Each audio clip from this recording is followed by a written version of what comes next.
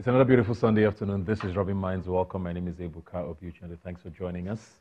It's a week since the presidential elections were held.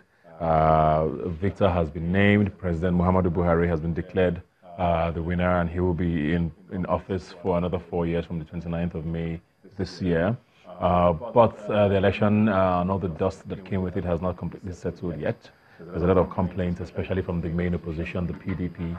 Their candidate, Atiku Abubakar, has said that he will be going to court to challenge the results because he believes they were not credible enough. There's also talk, I beg your pardon. There's a lot of talk about, people being a little disappointed at the turnout of voters. Percentage-wise, it's very, very, I think, abysmal. It's a good word to use.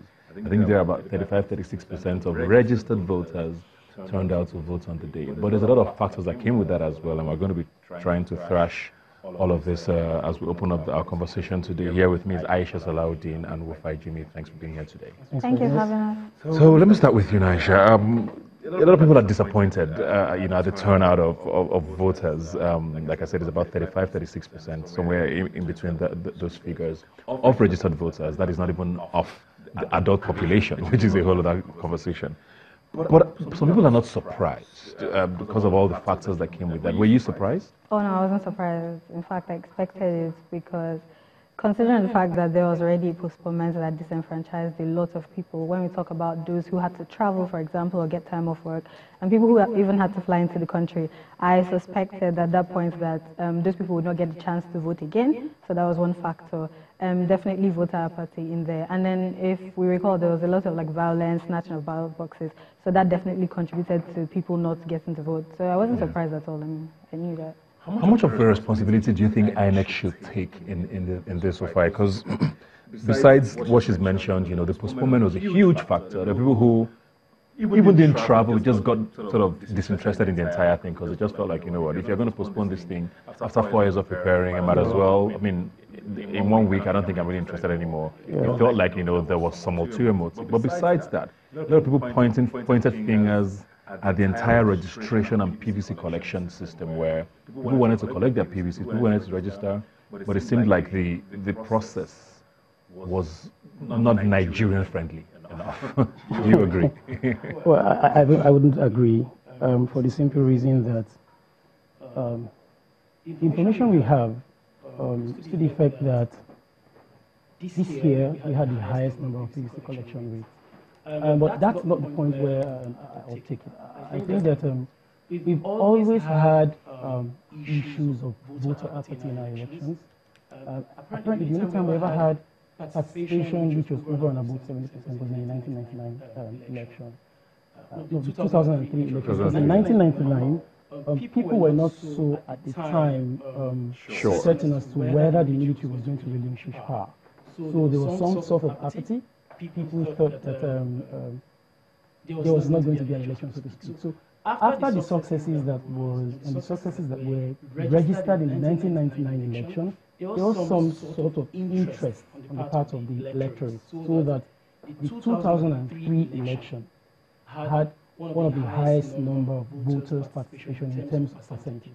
But going forward from but even that is sort of questionable because most people say the credibility of that election. Because I voted in that election. Every election in this country is always questionable. So, the 2003 election had the highest number of participants because Nigerians started to believe.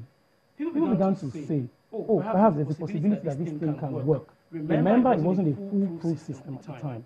We said it was a work in progress. It could develop. So some people believe in the system to the point where they were willing to vote, and that was what happened in 2003. But going beyond 2003, because of the experiences that they had and the issues of thuggery, vote buying, started that long ago. Selection, we've always said that election in this country, we never actually had elections in this country. We have the selection process. So we've always had that issue of voter apathy. If you look at the indices, from 2003 to 2007 so why? 2011, why? There's always been a drop. How do we go around it? What is the problem? The problems have always remained there. There's always been violence. The only election in this country that has not witnessed so much violence as the one we've always seen over the years was the 2007 election. But even at that, there was still some pockets of an electoral violence that was registered in the 2007 election. So we cannot say, Nigerians have always felt, people felt they were not safe.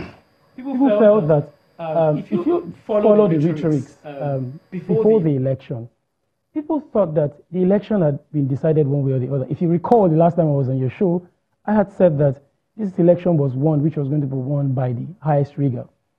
This was the preponderance, as it were, of the opinion that most Nigerians had.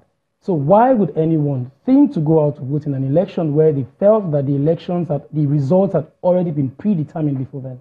AISHA, do you think the fact that people didn't feel like there were that many choices? I mean, there were 73 presidential candidates, but I also heard other people saying, I don't know who to vote, or the options are not that great for me. Was that really a problem for people? I think the problem was political education, because we can't have 73 candidates and you tell me that there are no options. So I think the problem is people did not believe so much in, for example, third-party candidates. After the two major parties, people just didn't. Yeah, exactly. So people did not have that enough education to decide to believe that, okay, if we actually put our votes to a particular candidate that's not the APC or the PDP, then we can win. So there was just that thing of let's just stick with the two major parties. So the political education had not gotten to the time where we now start deciding, like, look, we can look outside these existing options. You can't tell me that you can't find at least one person out of 73 that you'll read their profile and you like. So I think it's not a problem of the lack of options. It's just a problem of we want one of the two major guys who we know can pull votes, but then nobody actually really considered that if they had put their weight, how many voters there were? Was it realistic though? With this election? Well, no, but it would have been a great starting point. I have to admit that it wasn't a realistic thing, but I expect like Nigerians to be more open-minded in terms of let's even start looking beyond this. It doesn't have to happen in this election or the next one, but the idea is just to start thinking that way, that you don't have to be bound to just two major political parties. Nigeria has over 90 political parties, so I mean... Yeah. So do you have any friends who didn't vote, who had PVCs that didn't vote? I don't know if any of you had. What sort of reasons did they give you? There were a ton of reasons. I think first, the most recurring reason was the whole postponement thing. People just felt, what's the point? And then there was the whole political education thing as well, where they just felt, I mean, the result is already rigged. Like, we know that it's going to be one of these guys, so why should I bother? So again, that point just falls back to political education. Like, we don't really believe in the system, and so we're not ready to work towards like changing it. So those were the two. What about you? Do you have people? What were the reasons you heard? I had a lot of people vote. Who had PVCs? Who had PVCs? Yes. Yeah. Maybe I should start from my immediate. This charity begins at home. I'll start from my office. I had only about 40% of persons in my office who actually voted in this election. And the reasons a lot of them gave was that for most of them, the point where they registered, there was some sort of discordance between their polling units and their residential addresses. So that the fact that there was no movement during the election. Those people registered around their offices, yes, I know that. Yes, so that in itself, I registered in 2011 to vote in elections. I had my PVC all this while, but I had changed residence since then. I live in Bagada currently, but I voted on the island. Now, I was able to do so because a day before the election, I had moved to put up in a hotel, so I could vote. Yeah. Now, there are not so many people who will be that committed enough to want to make that commitment. So that for a lot of them, what they had said was that, now that was one. There's another aspect of this I think we should consider. Recall that the total number of PVC collection ratio that we had, over 84 million, that was not the number of people who actually registered for this election. Yes. We've been having a continuous voter registration process, so that between 2011 and now, it was the same voters register we have been using. Most of these people may have lost their PVCs. Now, but the records would all continue to show that these were people who registered and may actually vote at the election. So there are lots of people who did not have their PVCs, had not even bothered to go and collect their PVCs. There are so many people who had voted in a different polling unit, different from where they are resident, such that movement for them would have been a difficulty. But they had not anticipated that that would have happened. So most people went back home, and the fact that there was no movement during the elections added to all of these problems. So that I am not so minded to always think that the reason why so many people did not vote in the election was because there was thuggery. There was already selected few people who had been predetermined to be the ones to win the elections. All of these factors together, of course, coupled with the cancellation, I had a couple of my friends who had traveled to their respective states to go vote for the elections. Most of them took flights. They had to come back to Lagos or to the various places where they're domiciled. And when on the rescheduled dates, most of them said they did not have the resources to undertake a process of that magnitude twice. Again, yeah. Some people came all the way from the UK, the US to vote. Some of them took 2 days, 3 days leaves just for that election. They had to go back. So many of these people could not vote, not necessarily because they chose not to vote, yeah, but because the circumstances were such that it was already a disincentive for them. Looking at these elections now and the way things unfolded, you know, with you mentioned you know, the fights that happened and all of that. Do you think there's more confidence going forward with voters who have seen what happened? Maybe if I didn't vote this time, you get a sense that people are a lot more confident or less confident now? Certainly not more confident.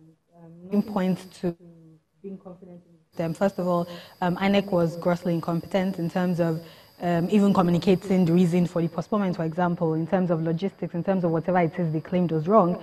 So that enough is to discourage any voter who was like, you know, pretty excited before. It's enough to say, actually, this doesn't make any sense. Why should I vote? In terms of ballot box snatching and whatnot, also, there's no way that would like make someone confident. Imagine if you had to travel to your state to do that and then your ballot box disappears or people are fighting you. There's nothing that points out to you being confident in the system. And beyond the voting process, even, for example, collecting the PVC, people had to stay for long. The entire process is just built to discourage you. Voting. Exactly. How long exactly. So nothing in the systems, even the candidates just communicating as well with you, like in terms of this is what I want to do. Nothing is encouraging in the system. So the only way that the only way that things will actually change is if Nigerians, for whatever reason, just decide out of their own volition, like, you know what, no matter what, even if the system is messed up, we are going to try our best to, you know, go for it. But no, it's not encouraging. But it's still talking about the voting now. What sort of confidence it gives? Let's talk about some of the upsets now, because I know that those things, from 2015, for example, when an incumbent, for the first time in our history, was voted out of office, people were like, oh, this is possible. We've seen this happen again, maybe not necessarily at the presidential level, but we've seen some heavyweights. We saw Godswill Akpabio from Akwa Ibom State. We've seen Bukola Saraki, the Senate president of this country, lose an election. You know, it's a few interesting scenarios have played out, definitely. Doesn't that sort of put some confidence in people, you think? Well, in a sense, it does. It does in the sense that there's a new crop of Nigerians coming up who are more interested in the character of the persons that we have in office, so that people before now have said that they are tired of the state of things, as it were. So there is a genuine, as it were, intention amongst Nigerians to see these people voted out of office. Again, as I had said, people actually want a change. The question that always remained with who was going to rough this change. More like the question you always ask, somebody needs to bail that cat, but who was going to bail the cat? Now, but the generality of the narratives among Nigerians has always been, the concern in the presidential election particularly was to vote out the incumbent. Unfortunately, if you had followed the trend in the election, you would recall, you would see where there's been, the first time the incumbent lost 2 states in the north. He lost 2 states in the north, and the election was so closely, you know, contested that at a point, it would have been very difficult to say where it was going to swing either way, so that even the eventual winner had to heave a sigh of relief. If there was one thing that was a problem for the challenger, or the challengers as the case may be, it was the high rate of low voter turnout that was experienced, especially in the South-South and the Southwest. It was so disappointing that a state, for instance, like Lagos, that had the highest number of voter registration. Because it was terrible. Yeah, 6.4 million. It was. Right word. I still can't find the words to. It's only about 19% or something. No, we had over 6.4 million PVC collection of registered voters, as it were, but only 1.1 million. I'm still working on the percentage. Yeah. I'm not a mathematician, so to speak. But the point was that if you had a 1.1 million over 6.4 million registered voters, that's abysmal, to say the least. That's Lagos. And that played out in a lot of states. all of the eastern states, the southeastern states, played out in Abia in spite of all of the noise that was made in Abia State. It was not over. But there's a lot of talk about, at least I know with places like Abia and Imo, I think in particular, there were a lot of talks about, late arrival of materials. Some places didn't get to vote properly. Or no voting at all in a lot of areas. So that's why I was talking about INEC's capability. Yes, I could categorically say, I wasn't sure whether it was an issue with INEC, so to speak, but I think there was some bit of complicity. I got reports specifically in my state, that's Cross River State, that beyond Calabar and some of the metropolitan locations in Cross River State, there was apparently no election in most of the interlands. My parents are still in Cross River State. The rhetoric was that the narrative was that most people came out to vote, stood all the... materials just didn't show up. No officials showed up, no materials showed up, and most of them got tired and went back home. Thankfully enough, we had video footages of people who complained from some parts of the southeast that they had been outside almost all day, no materials had showed up. That was the prevalent circumstance surrounding the election. Unfortunately, results came out from those places and those people were assumed to have voted because they said their votes did count. So these are some of the issues apparently. How do we start working towards, I don't know, the future? Because, we always think 4 years is a long time, but we can see now that in 4 years, I don't know if people will even say we've made any progress, or if we're still where we were in 2015, or so if people think we've regressed, if we can use those words. How do we start working towards bettering this entire sort of voting system for Nigeria?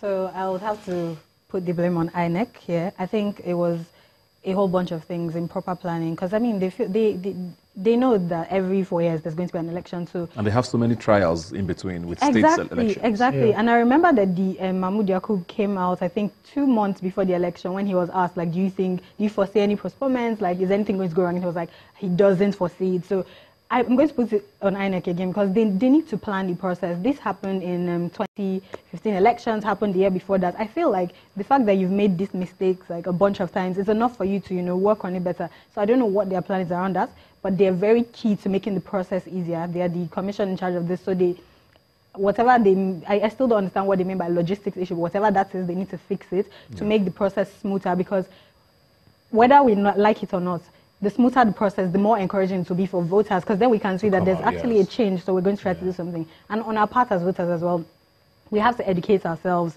We have to be more politically aware. It's not a thing of, I feel like because the process is set to disenfranchise you on purpose, you have to be willing to go against that process, because even if INEC can do, their best, and then if we're just not interested, then nothing is going to change. So it requires, both parties working on it. So yeah. Very, very, very quickly now, do you see anything changing between now and Saturday? We have governorship elections, of course, on Saturday. Do you see anything happening differently? I know that the governorship elections, there's a lot more interest, particularly from the people. There's a lot more interest in the gubernatorial elections because that's more grassroots than the presidential election. It's closer to the people. The people feel that the federal government is a bit far from them, so that their input in the administration, as it were, from the federal level is not so desirable. So not so many people indicate interest in what happens in the federal election. But I think that a lot more people will vote in the gubernatorial election.